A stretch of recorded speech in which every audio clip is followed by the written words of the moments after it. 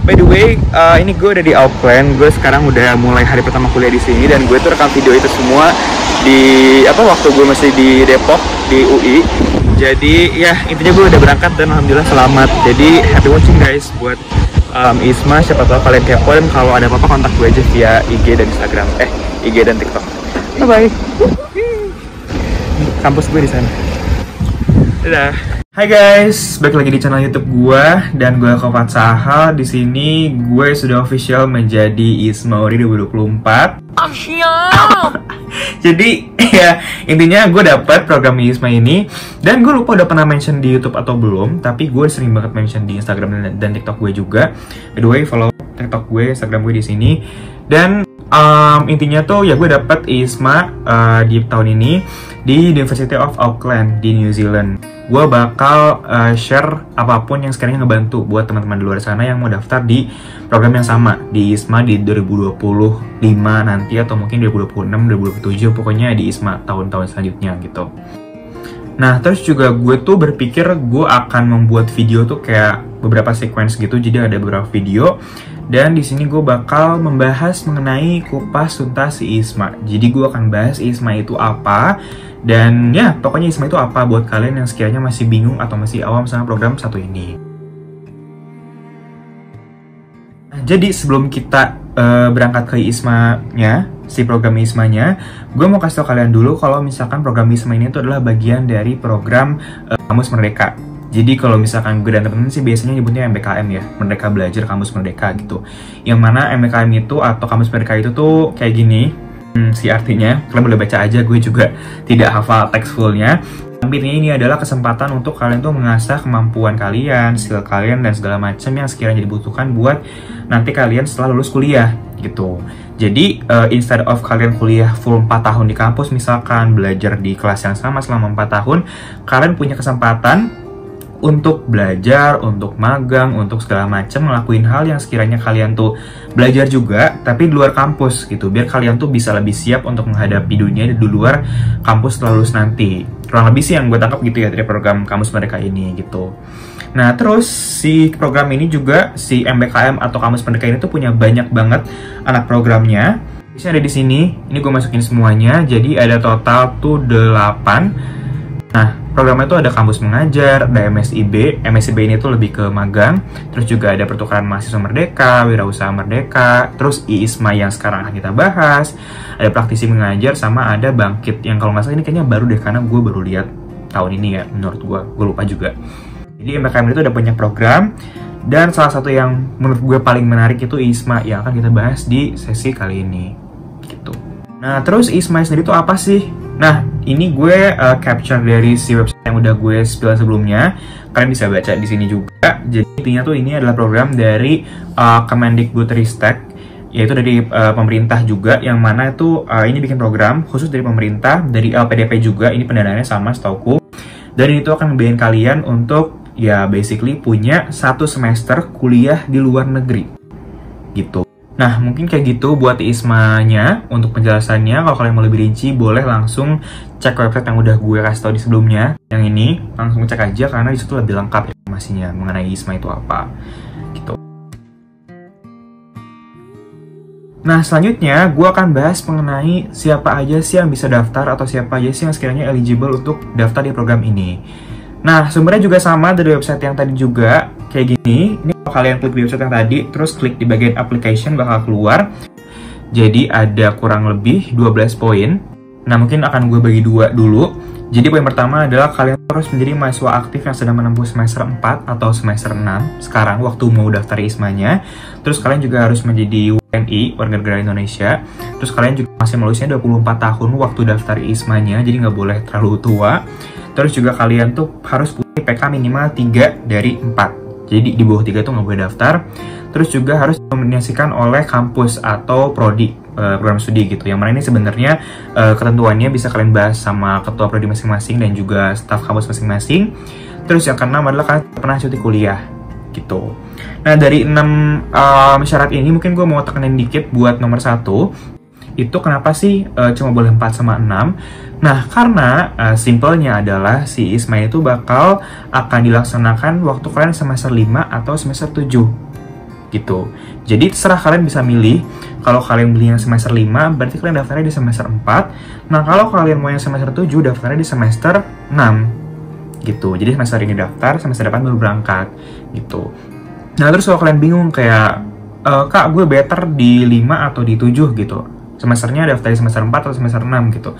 Nah, itu harus dikoordinasikin sama program studi kalian masing-masing, sama pihak kampus masing-masing. Kenapa? Karena tuh biasanya, mungkin kalian juga tahu ya yang udah kuliah gitu, kalau misalkan biasanya tuh dari prodi, dari program studi tuh nentuin sequence kuliahnya masing-masing. Jadi ada mata kuliah wajib yang sekiranya nggak bisa kalian gantiin sama program MBKM ini gitu. Bahkan tiap kampus pun, tiap jurusannya tuh beda-beda sih regulasi dan rekomendasi dari kaprodinya gitu. Oke, yang 6 selanjutnya itu ada yang ke-7, tidak mengikuti program MBKM lain saat menjalani ISMA, terus juga tidak mengikuti perkuliahan kampus asal saat menjalani ISMA, terus juga nomor 9 itu belum pernah berpartisipasi pada lebih dari 1 program MBKM lain selain ISMA. Ke-10, kalian juga wajib memiliki skor EPT atau English Proficiency Test. 11, tidak pernah melanggar aturan atau hukum yang berlaku di Indonesia. Dan yang ke-12 adalah bersedia mengikuti aturan dari program ISMA ini. Gitu. Nah, terus ini mungkin yang kalian cukup concerning juga mungkin buat baru pendaftar kalian, berkasnya apa aja sih, kira-kira apa aja yang harus gue lakuin buat daftarin program ini gitu. Nah, sebenarnya menurut gue cukup simple ya, berkasnya terlalu banyak. Jadi untuk yang di website sendiri itu ada sekitar 7 yang di-mention. Itu pertama yang kayak gini di websitenya, kalian boleh screenshot dulu aja. Nah, ini mungkin akan gue singkat juga. Jadi ada 7 poin. Yang pertama adalah surat orang tua atau wali. Ini kalian tinggal tanda tangan orang tua atau wali aja. Terus nomor 2 ada surat kaprodi. Jadi harus kalian diskusin dulu sama kaprodi, sama prodi kalian, jurusan kalian, baru bisa di-ACC dan dikasih suratnya gitu. Terus yang ketiga ada surat pernyataan menerima beasiswa. Kalau memang kalian menerima beasiswa dari Kemendikbud, Ristek, beasiswa lain selain ISMA gitu. Misalkan kalian KIP kuliah atau misalkan kalian bidik misi, itu kalian wajib laporan di surat tersebut gitu. Nah, terus yang keempat ada skor EPT, tadi yang udah pernah gue singgung juga, yang mana ini tuh bisa kalian ambil Duolingo atau misalkan IELTS atau TOEFL juga boleh. Jadi ada 3, dan kalian wajib punya minimal salah satu aja gitu. Tapi kalau misalkan punya 2 atau 3 tes, tiga-tiganya tes kalian ya boleh juga, tapi minimal punya 1 gitu. Nah, terus juga kalian harus punya transkrip akademik. Ini bisa diminta ke pihak kampus aja. Sebenarnya cukup mudah sih kalau ini ya. Jadi ini tuh ntar isinya bakal ada ngejelasin mata kuliah kalian sama IPK kalian tuh di berapa skornya gitu. Nah, terus juga kalian harus punya KTP, ini wajib. Sama yang ketujuh adalah surat rekomendasi dari KUI atau Kantor Urusan Internasional, yang mana ini harus kalian minta ke kampus gitu. Nah, untuk yang tadi surat kaprodi, surat kampus itu gimana? Balik lagi gue kembaliin ke kampus kalian, karena tiap kampus regulasinya beda. Jadi di gue sendiri itu ada sequence-nya. Kalau misalkan gue itu harus laporan dulu ke pembimbing akademik, diskusi, abis itu baru ke ODACC, gue langsung ke kaprodi, abis dari kaprodi baru ke KUI. Jadi dari pembimbing akademik ke program studi, abis itu baru ke Kantor Urusan Internasional. Jadi ada sequence-nya gitu loh. Nah, kalau di kampus lain, bahkan di jurusan lain, ya gue juga nggak tahu. Jadi better kalian tanya dulu aja ke pihak kampus kalian masing-masing gitu. Nah, tapi selain itu ada satu lagi aspek yang menurut gue itu penting tapi belum di-mention sama ISMA di sini, yaitu paspor. Ini menurut gue dokumen yang sebenarnya sangat-sangat penting buat kalian bikin dari sekarang kalau bisa. Dari kalian sekarang nonton video ini, dari kalian baru ada niatan buat daftar ISMA, kalau kalian belum punya paspor, boleh langsung bikin aja. Kenapa? Karena kalau case-nya gue ya, gue itu keterima ISMA di New Zealand, di Auckland gitu, yang mana gue tuh berangkat Juli. Nah, sebenarnya tuh karena gue berangkatnya cukup awal, yang mana di Juli, karena ordis lain tuh setahu gue rata-rata berangkat baru di Agustus atau nggak September gitu. Dan gue tuh berangkat cukup cepat di Juli. Nah, jadi waktu gue pengumuman keterima ISMA, gue lupa tanggal berapa, ntar gue kesini. Nah, abis itu gue Zoom meeting, dan setelah Zoom meeting, gue tuh cuma punya waktu sekitar 1-2 minggu aja buat upload paspor gue ke portal ISMA gitu. Nah, terus mungkin kalian yang belum pernah punya paspor atau belum pernah bikin paspor tuh mungkin ya bingung gitu, kenapa sih emang harus cepat-cepat bikin paspor gitu. Karena setahu gue dari apa yang pengalaman gue bikin paspor udah 2 kali so far, itu tuh kalau kalian bikin paspor ngantrinya bisa lama banget gitu. Jadi bikin paspor tuh harus dari aplikasi M-Paspor, aplikasi yang ini juga bikin dari sini. Jadi kalian wajib booking online dulu, nggak bisa offline. Setelah kalian dapet jadwal, baru kalian proses bikin paspor ke tempat terdekat dari tempat tinggal kalian gitu. Nah, tapi sayangnya untuk dapat slot bikin paspornya aja di aplikasinya itu biasa nunggu waktu bisa sampai 1-2 bulan. Gitu. Jadi lama banget. Kalau kalian beruntung di kota kalian sepi yang bikin paspor gitu, misalnya nggak ada yang keluar negeri gitu, ya berarti kalian siapa tahu dapat cepet gitu, rasanya 2 minggu lagi udah bisa dapat slot gitu. Nah tapi kalau misalkan di case gue waktu itu, gue itu harus nyampe nunggu sekitar 1 bulan sampai dapat slotnya yang ada di Depok gitu. Jadi tanggal kosong itu baru sebulan kemudian gitu. Terus gue booking, barulah sebulan kemudian gue bikin paspor, dan abis bikin paspornya pun gue harus nunggu sekitar, gue lupa kalau nggak salah 2 mingguan deh, baru jadi paspornya. Jadi gue tuh bisa ngabisin waktu hampir 2 bulan buat bikin paspor. Dari awal gue daftar sampai paspornya jadi. Gitu. Nah terus kayaknya gimana kalau misalkan gue keterima ISMA dulu baru bikin paspor? Sebenarnya bisa-bisa aja. Tapi kalian tuh wajib bikin paspor yang percepatan. Gitu, yang mana itu mahal. Jadi kalau kalian tahu bikin paspor itu paling murah di 350.000 buat paspor yang biasa, yang paspor kertas biasa. Nah tapi kalian juga bisa bikin paspor elektronik, itu di harga 650.000 apa ya, gue lupa. Nah tapi kalau misalkan yang percepatan, itu kalian wajib nambah 1 juta lagi di luar harga paspornya. Misalkan nih ada temen gue case-nya kemarin gitu, dia baru bikin paspor setelah keterima ISMA. Nah mereka tuh baru bikin paspor setelah ISMA dan dikasih waktu 1-2 minggu kan, jadi nggak bisa tuh bikin paspor jalur biasa reguler. Jadi mereka tuh bikin paspor yang biasa, terus percepatan pula. Jadi total uang yang harus mereka keluarkan itu minimal 1.350.000. Kan lumayan ya untuk kalian yang kos kayak gue gitu, misalkan mahasiswa gitu yang kepepet, yang mana gue sendiri bikin paspor pakai tabungan gue sendiri gitu. Kan lumayan menguras ya kalau harus spend 1 juta ekstra untuk hal yang sebenarnya bisa dicegah gitu.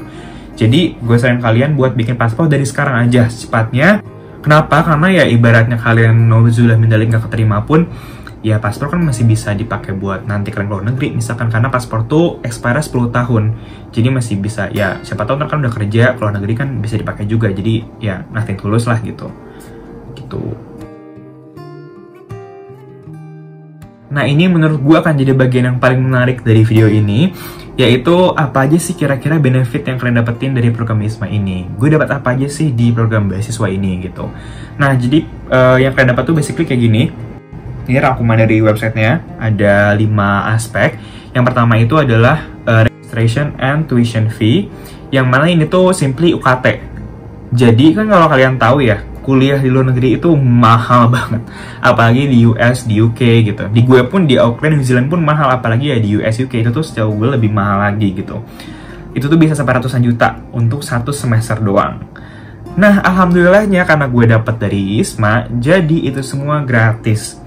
Kalian nggak perlu bayar apapun, kalian nggak perlu mikir, kalian nggak perlu bayar UKT tiap bulan, itu semua dibayarin sama ISMA. Jadi kalian udah tahu tinggal belajar aja gitu. Jadi ini adalah komponen terbesar yang mana ini jadi benefit utama kalian kalau kalian keterima di program ISMA. Kalian bisa gratis kuliah 1 semester di luar negeri tanpa dibungut biaya sepeser pun. Terus yang kedua tuh kalian juga bakal dapat asuransi. Nah kalau ini tuh sebenarnya cukup tentatif ya. Kalau gue pribadi itu di universitas gue di Auckland itu, gue udah dapat asuransi dari bayar UKT-nya. Jadi gue nggak kasih asuransi lagi sama program ISMA-nya, sama pihak ISMA-nya gitu.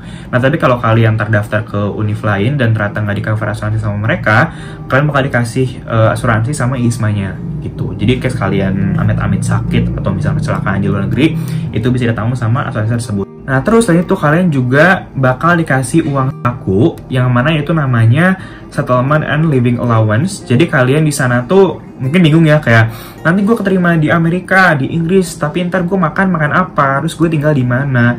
Nah ini semua kalian dikasih uang bulanan, uang saku bulanan, yang mana itu udah include kalian buat akomodasi, transportasi, sama juga uang makan gitu. Dan kalau dari pengalaman gue, sebenernya gue juga belum berangkat, tapi dari perhitungan gue di Excel, di Sheets, dan juga dari cutting-cutting gue yang udah keterima di Auckland juga, di univ yang sama, itu uangnya sangat-sangat cukup. Jadi kalian nggak perlu khawatir, nggak perlu kayak ngerasa, kalau gue daftar ISMA ntar dikasih uangnya misalkan dikit, gue nggak bisa makan dengan layak misalkan, atau segala macam. Jangan mikir ke sana, karena dari apa yang gue alamin sekarang ya, gue punya cukup uang, bahkan bisa gue tabung juga beberapa. Gitu. Nah, terus ini juga penting, jadi ISMA tuh akan cover biaya buat penerbangan dan juga visa gitu. Yang mana ini juga kalau kalian tahu sama mahal banget juga, karena ya gue pribadi itu setahu gue kalau tiket dari Indonesia ke New Zealand itu cukup mahal, karena memang setahu gue flightnya dikit, dan ini semua dibayarin di ISMA. Jadi kalian nggak perlu khawatir kayak, oh ntar gue harus pesan tiket, misalkan gue harus cari tiket, gue harus misalkan bayar buat visa gitu. Itu semua akan dibeliin sama ISMA, tenang aja. Kalau untuk tiket pesawat itu bakal dicariin dan dibeliin juga buat kalian. Jadi kalian tinggal duduk manis aja, tau udah berangkat aja gitu. Jadi kalian nggak usah khawatir. Dan kalau kalian misalkan di daerah pun, daerah-daerah yang kota-kota kecil misalkan dari mana gitu, biasanya tuh ISMA juga bakal nyariin juga tiket buat kalian gitu. Atau kalian cari sendiri, gue agak lupa ya, karena gue di Depok jadi gue nggak kasih tiket tambahan. Nah, tapi kalau teman-teman gue yang di Surabaya, yang di mana gitu, misalkan kalau mereka butuh tiket ke Jakarta, itu tuh dikasih juga. Nah, terus kalau visa, untuk case gue di visa New Zealand di Auckland, itu gue awalnya bayar sendiri, tapi nanti reimburse sama ISMA gitu. Jadi memang nggak semuanya dikasih uang di awal sama ISMA itu.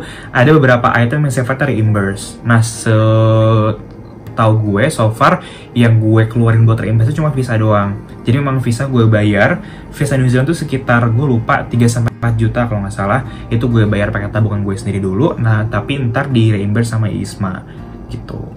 Nah, terus yang terakhir, kalau misalnya kalian juga khawatir akan ada something gitu, misalkan ada kecelakaan atau gempa bumi atau apa gitu, tenang aja, karena ISMA juga bakal nyediain emergency fund, yang mana itu bisa dipakai buat kalau misalkan kalian ada apa-apa, misalkan itu bakal dikasih uang juga sama ISMA gitu. Tapi ini sifatnya ya kalau terjadi, ya kalau nggak ya berarti nggak dikasih juga gitu. Jadi ini harus ada memang laporan yang jelasnya dulu kalian kenapa, baru ntar dikasih sama ISMA gitu. Dan so far gue juga kurang ngerti gimana, karena so far sih gue belum tahu ya ada orang yang dapat emergency fund ini. Tapi ya berharap semoga tidak ada apa-apa. Tapi kalau misalkan kalian mikir kayak, gue takut nih gue nggak datang dari keluarga yang mampu misalkan, tapi gue mendaftar ISMA, terus gue takut kalau misalnya disana kenapa-napa, orang tua gue nggak bisa biayain gitu. Tenang aja, karena ISMA juga bakal cover hal tersebut. Jadi kalian tinggal fokus belajar dan kuliah aja di sana gitu. Oke, sekian aja video dari gue. Mungkin ini akan ya cukup singkat, gue nggak tahu sih, kayaknya agak panjang dikit menitnya, tapi mungkin isinya menurut gue ini cukup simpel dan singkat. Semoga kalian paham. Intinya adalah ISMA ini, kalau gue boleh recap ya, ini tuh adalah program beasiswa dari pemerintah yang bisa bikin kalian tuh kuliah semester di luar negeri gitu. Di hampir semua negara tuh ada si kampus-kampusnya yang bagus-bagus semua gitu. Nah, ini tuh kalian bakal dapat bimbingan dan juga tiket pesawat segala macam secara gratis, dan kalian hanya perlu bayar-bayar yang sekiranya ya dokumen-dokumen di awal doang gitu. Nah, by the way, gue tambah dikit juga, sebenarnya tuh di dokumen tadi tuh masih ada dokumen lain yang harus kalian submit ke portal, tapi itu tuh biasanya setelah kalian keterima. Jadi kayak tadi yang paspor gue omongin itu tuh sebenarnya setelah keterima, tapi khusus buat paspor gue rekomendasiin kalian buat bikin dari sekarang gitu. Nah, tapi buat dokumen-dokumen lain itu setahu gue ya ntar aja udah kalian keterima, baru ntar download template-nya di portal ISMA, harus kalian isi sendiri gitu. Dan gue doain juga buat kalian semua yang nonton video ini, semoga kalian juga bisa jadi award di ISMA di tahun depan. Tahun kapanpun kalian nonton ini, pokoknya kalian dapat lah ISMA ini, oke? Amin. Oke, gitu aja. See you next video guys. Semoga bermanfaat. Dadah. See you. Bye.